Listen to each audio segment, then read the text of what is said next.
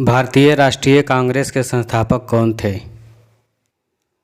Option C ये Hume. अगला सवाल, 1857 की क्रांति के समय इंग्लैंड के प्रधानमंत्री कौन थे? Option D Palmerston.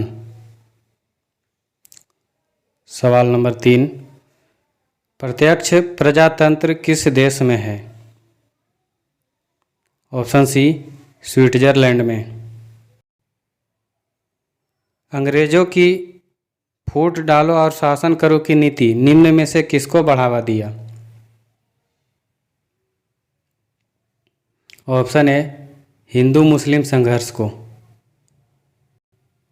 सवाल नंबर 5, महात्मा गांधी प्राण त्याग के समय निम्न में से किन शब्दों का संबोधन किए थे?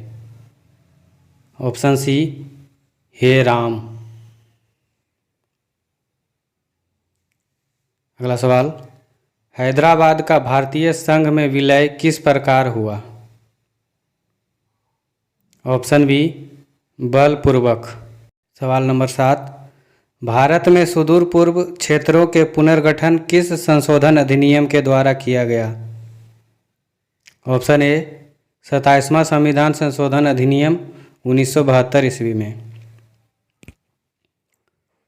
अगला सवाल, सवाल नंबर 8, द्विराष्ट्र सिद्धांत का प्रतिपादन किस दल या संगठन से संबंधित है?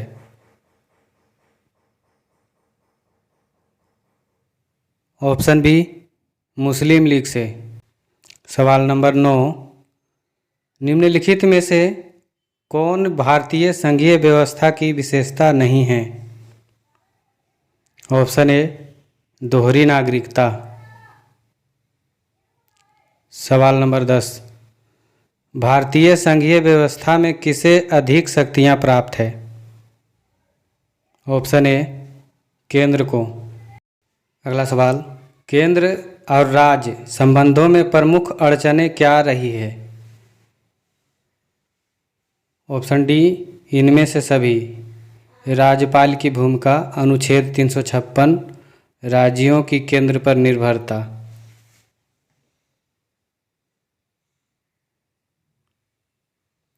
अगला सवाल, सौराष्ट्र किस राज्य का अंग है? ऑप्शन डी गुजरात राज्य का।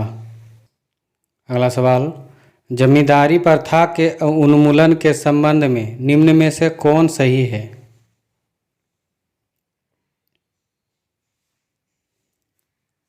इसका सही जवाब हो जाएगा ऑप्शन डी उपर्युक्त सभी सही। किसानों का शोषण समाप्त हुआ, सरकार एवं किसानों के बीच सीधा संपर्क स्थापित हुआ, जमींदारों का राजनीतिक प्रभाव कम हुआ। सवाल नंबर 15, बजट का संबंध किस पक्ष के साथ है? ऑप्शन सी आय एवं व्यय के साथ।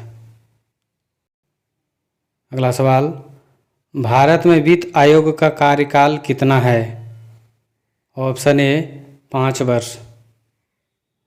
अगला सवाल, नवोदित राष्ट्र का सबसे पहला कार्य होता है? ऑप्शन बी राष्ट्र निर्माण करना।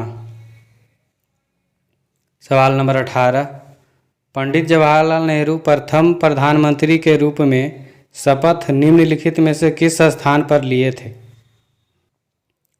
ऑप्शन बी लाल किले पर।